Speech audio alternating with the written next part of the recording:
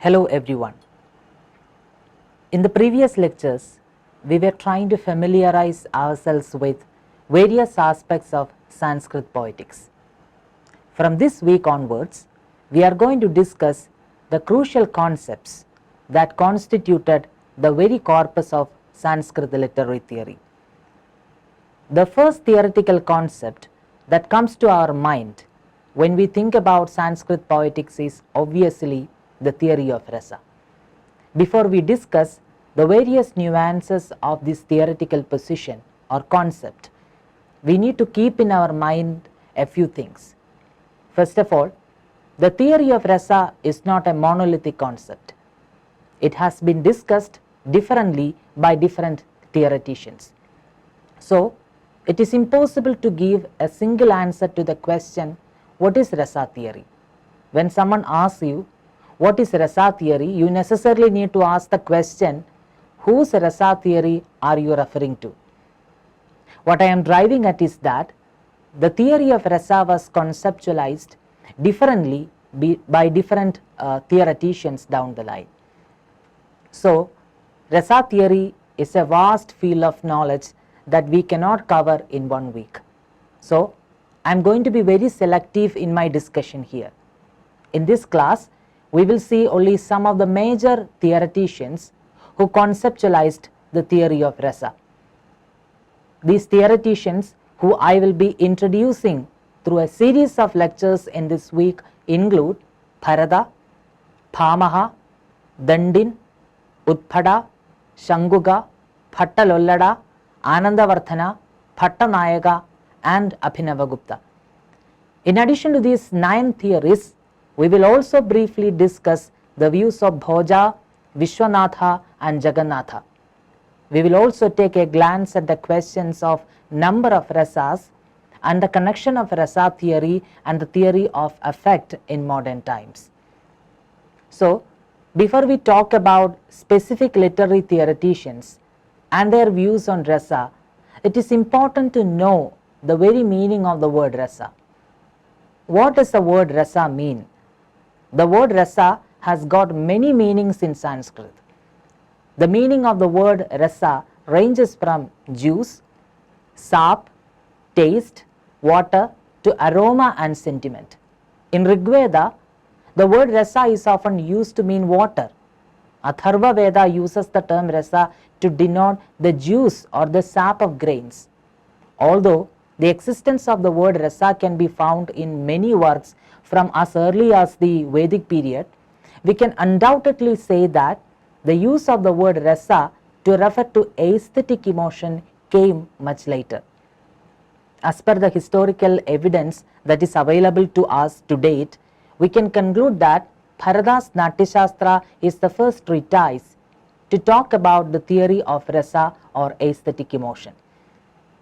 Before we talk about the theory of rasa propounded or conceptualized by Bharata, I think it is important to make a distinction between rasa or aesthetic emotion and sthayi bhava or the real life emotion. Aesthetic emotion is the emotion that a spectator or a reader experiences while watching a performance or reading a work of art. The unique factor that characterizes the aesthetic emotion is the fact that the experience of aesthetic emotion or rasa always gives us pleasure or ananda, no matter what the impact of the counterpart of these particular emotions has on us in real life. I will explain this point with the help of an example. Suppose you are watching a tragedy on the stage. Ultimately, at the end of the tragedy, you experience happiness. If that were not the case, no one would have gone to watch a tragedy in real life. But this is not the case in real life. Imagine you are watching a noble person dying in front of your eyes. Will you be able to elicit pleasure from that experience? In normal case, you will not love to watch it. So, this is the basic difference between aesthetic emotion or rasa and the real life emotion or sthayi bhava. I know you must be curious to know why only aesthetic emotions are capable of making us happy, while certain real life emotions or sthayi bhavas can make us sad or depressed. We will take up this particular question soon when time comes. Now you just need to keep this in your mind. While real life emotions can arouse negative and unpleasant experiences in us, aesthetic emotions are always capable of giving rise to pleasure in us. There is one more point that you need to keep in your mind. While real life emotions are experienced by a real person in real life, aesthetic emotions are the imitations of certain real life emotions by an actor on stage with the accompaniment of 4 registers of acting, namely verbal, physical, psychophysical and makeup. I already told you, according to the available historical evidence, Bharata's Nāṭyaśāstra is the first work to systematically reflect upon the concept of rasa. Bharata explains his concept of rasa in the 6th chapter of his Nāṭyaśāstra. According to Bharata, the real life emotions or sthayi bhavas are 8 in number, namely rati or desire, hasa or amusement, shoka or grief, krodha or anger, utsaha or determination, bhaya or fear, jugupsa or revulsion and vismaya or amazement. I will quote Bharata's dictum in this respect since it might be of interest to some of you. It goes like this: Radir hasascha shokascha krodhotsahau bhayam tatha jugupsa vismayaschedi sthayi bhavaha prakrtitaha. The 8 aesthetic emotions or rasas that arise out of these sthayi bhavas include Shringara or the erotic, Hasya or the comic, Karuna or the tragic, Raudra or the violent, Veera or the heroic, Bhayanaka or the fearful, Bhivatsa or the macabre, and Adbhuta or wonder. Bharata's dictum in this regard goes like this: Shringara Hasya Karuna Veera Raudra Bhayanakaha Bhivatsatpuda Samajnajau Cheshtau Natye Rasahas Mritaha. Now you may wonder, what about the 9th rasa? We often say Navarasas. Here we need to note that Bharata mentions only 8 rasas in his Nāṭyaśāstra. Yes, this is true. The 9th rasa of Shanta was added pretty later. According to Bharata, Shringara, Raudra, Veera and Bhivatsa are the 4 basic rasas. Hasya originates from Shringara, Karuna originates from Raudra, Adbhuta from Veera, and finally Bhayanaka originates from Bhivatsa. Bharata also mentions that rasas have different forms. The Shringara rasa has 3 forms depending upon whether it is in essence a matter of language, acting or costume. Shringara has also got 2 varieties, namely Vipralambha Shringara and Sambhoga Shringara. Sambhoga Shringara is love in union, while Vipralambha Shringara is love in separation. In other words, if the hero and the heroine come together and express their erotic feeling for each other, it will be called Sambhoga Shringara. If the heroine or the hero is pining for love from his or her partner who is away from him or her, then it is called Vipralambha Shringara or love in separation. The same is the case with Hasya and Karuna rasas. Hasya is occasioned by the improper arrangement of ornaments, improper costume and improper language. On the basis of the costume, Hasya is further divided into 2, Atmastha and Parastha. If one is laughing on one's own, seeing the improper costume worn by someone else, it is called Atmastha. If one intends to make others laugh through his or her costume, it is called Parastha. According to Nāṭyaśāstra, this sentiment is predominant in women and characters of inferior nature. To express Hasya rasa, an actor can employ 6 varieties of smiles, namely Smita or smile, Hasita or laughter, Vihasita or open laughter, Upahasita or boisterous laughter, and Apahasita or the laughter of ridicule. Smita or smile and Hasita or laughter are reserved for the noble characters, while Vihasita or open laughter is meant for the middling character. Only the inferior characters resort to Upahasita or boisterous laughter and Apahasita or laughter of ridicule. Karuna Rasa has three forms on the basis of whether it is produced by the violation of morality or loss of one's wealth or by grief. Brahma has proclaimed that the Veera Rasa is also similarly has threefold, namely Veera Rasa occasioned by a great act of generosity, by an act of morality and one's heroic action in a battle. The three forms of Bhayanaka are occasioned by a criminal act or by anything that a timid person finds frightening. Bhivatsa is also of two kinds, namely pure and impure. The pure form of Bhivatsa is disturbing and is brought about by the sight of blood and the like, while the second one is produced by the sight of excrement, maggots and so on. Adbhuta Rasa is also twofold. It can be heavenly, produced by the sight of something heavenly or divine. It can also be blissful, produced by joy.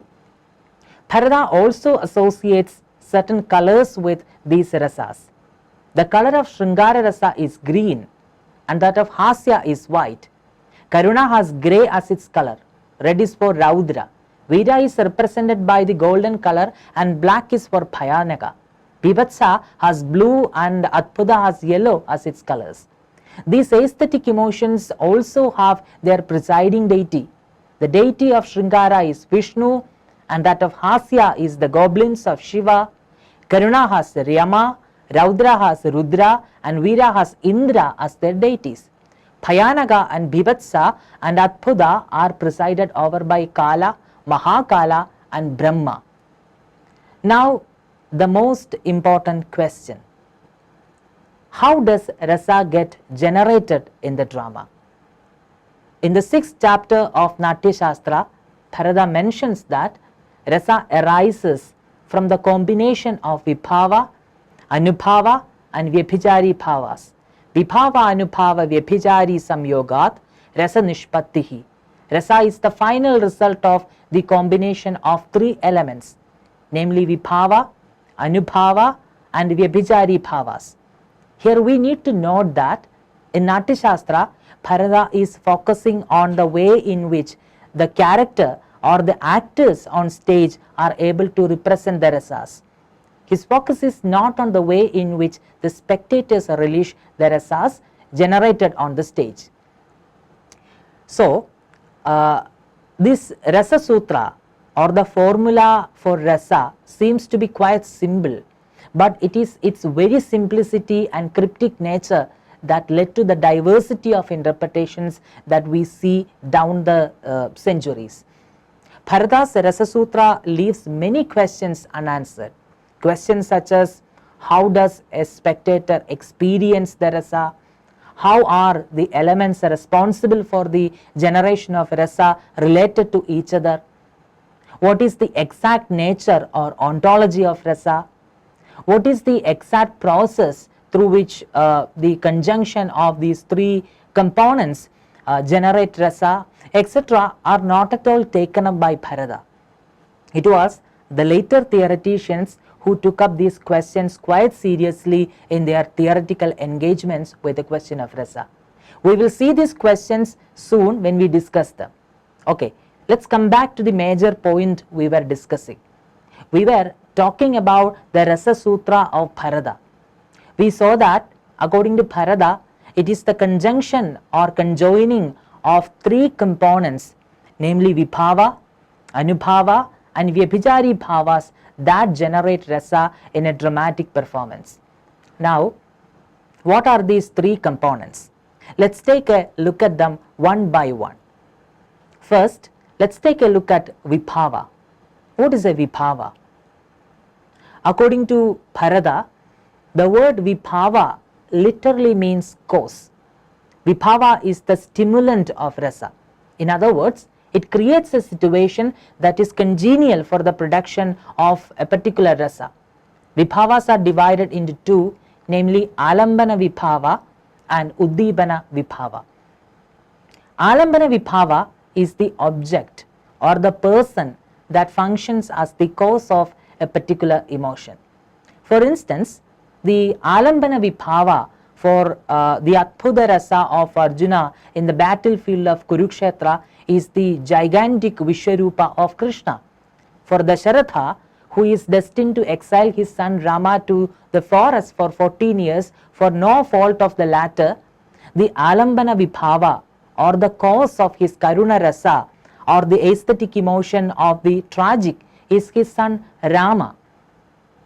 Remember, Bharata mentions the idea of Alambana Vibhava in relation to the actors on the stage or characters in the drama, not in relation to the spectators who are watching the drama. In other words, Bharata sees the characters as Alambana Vibhava for another character. That is to say, he does not theorize the idea of rasa from the spectator's perspective. This is something important that we need to keep in our mind. We have seen the first variety of Vibhava, that is Alambana Vibhava. Now, what about the second variety, that is Uddipana Vibhava? Uddipana Vibhavas are the external factors or ambience that strengthen a particular emotion. For Sringara Rasa, the stimulative Uddipana Vibhavas are factors such as springtime, the garden steaming with flowers, the bridal chamber, and so on. I will explain this with the help of an example from a modern text. For example, the balcony scene from the drama Romeo and Juliet by Shakespeare. Here, Juliet and Romeo function as the Alambana Vibhava or the cause of Sringara for each other, while the moonlit night is the Uddipana Vibhava for the Sringara Rasa between them. In Nāṭyaśāstra, Bharata mentions in detail the Alambana and Uddipana Vibhavas for all the 8 emotions. You can in fact refer to them mentioned in chapter 7 of Nāṭyaśāstra. I am sure now you know what a Vibhava is. The next is Anubhava. What is an Anubhava? An Anubhava is the performance of a particular emotion by 4 registers of acting, namely verbal, physical, psychophysical, and makeup. In other words, Anubhava is the physical reaction to a particular emotion caused by the Vibhava. The experience of a particular emotion in real life generates multitudinous mental states. An actor on stage is supposed to assume these mental states while playing out the role of a particular character. These assumed mental states portrayed by an actor or experienced by an actor doing the role of a particular character in drama is called the Vyabhichari Bhava. For example, let's take a look at a scene where a heroine is actually romancing with her lover. Here, the actress who is doing the character of the female lover should bring Sringara Rasa into being. For this, the actress concerned should imitate some mental states or Vyabhichari Bhavas of Sringara Rasa, such as Vrida or embarrassment, Harsha or happiness, Romanja or horripilation, etc. These differing mental states that she is supposedly going through then should be made perceptible or visible to the spectators through some physical reactions. In the case of Sringara Rasa, these mental states like happiness or embarrassment or shame that the lover is experiencing is made perceptible or visible through such actions such as casting sidelong glances, sweet talk, pleasing facial expressions, gleeful eyes, joyous look, etc.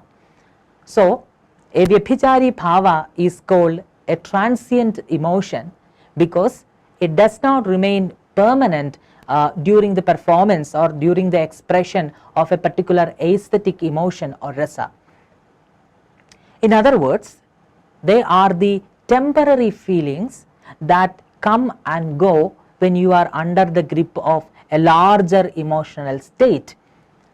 Okay, I will explain this concept with the help of the same example we saw earlier. An actor who is actually performing the Shringara Rasa will emulate a series of mental states in the process of emulating that rasa. She will go through embarrassment, then her embarrassment will give way to happiness, then the happiness and horripilation may happen together. This means that while expressing the Shringara Rasa, the actor is not remaining in one mental state throughout. These mental states flicker through them. The permanent aesthetic emotions are portrayed with the help of or through the portrayal of these transient feelings. Bharata also asks some crucial questions with respect to the order of sthayi bhavas and rasas. He asks, do bhavas come out of the rasas or the rasas come out of the bhavas? Some are of the opinion that they arise from each other, since they are very much interrelated. Bharata refutes this position. He is of the view that it is bhavas that bring rasas into being as opposed to rasas generating bhavas. Just as various condiments are properly put together to make a curry, so also bhavas are used to make a rasa. Bhavas are called so because they bring rasas into being. He opines that there can be no rasas prior to bhavas. Bharata also mentions that it is the sthayi bhavas that turn out to be rasas. While emotions are experienced in real life, they are called sthayi bhavas. The imitations of these sthayi bhavas in drama are called rasas. Bharata, taking a Purvapaksha position, asks, why are the emotions portrayed in drama specifically called rasa? To this question, he replies that they are called rasa because they can be savored or relished. Now the next question arises, how is rasa being relished? It is said that just as well-disposed persons, while eating food cooked with many kinds of spices, enjoy its taste and attain pleasure and satisfaction, so also the cultured people taste sthayi bhavas or basic emotions while they see them represented with different kinds of bhavas on stage. So, in total, Bharata mentions 49 bhavas, which include 33 Vyabhichari bhavas, 8 sthayi bhavas, and finally 8 sattvika bhavas. So, among these 49 bhavas, why do sthayi bhavas alone become rasas? Why can't Vyabhichari bhavas and sattvika bhavas attain the status of rasa? This is another crucial question that Bharata takes up.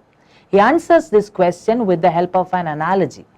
Although there are so many people in this world, only some people emerge as kings because of their clan, character, education and wealth. While some people ascend to the throne, some others become their servants. Similarly, Vyabhichari bhavas etc. only depend upon sthayi bhavas and they are incapable of becoming rasas.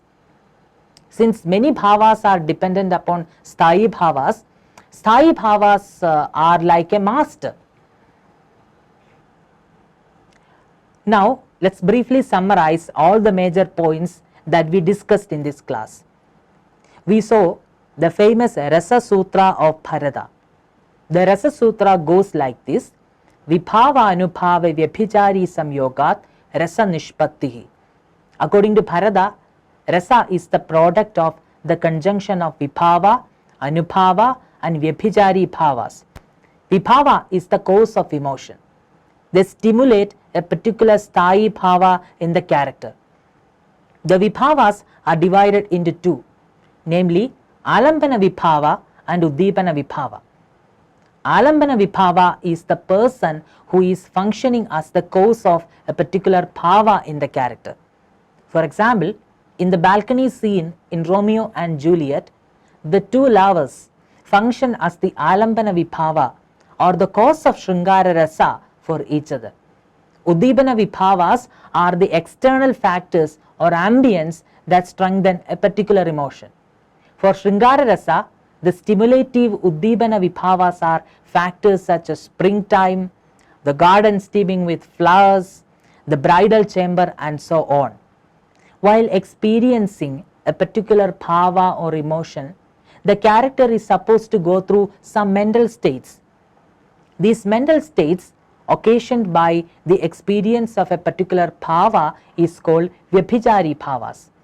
For example, a person who is going through the sthayi bhava of rati will go through different mental states such as happiness, horripilation, embarrassment, shame, etc.